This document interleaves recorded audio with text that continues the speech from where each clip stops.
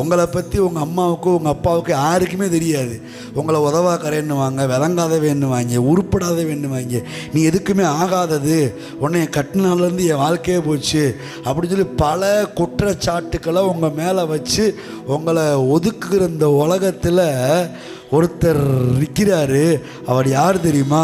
நீங்கள் எப்படி ஆளாக இருந்தாலும் சரி, உங்களை ஒதுக்க மனசு இல்லை, செதுக்கி எடுத்து அவர் செய்ய நினைச்சதை செய்து முடிக்கிறதுக்கு பக்கத்திலே நிற்கிறாருன்றேன்.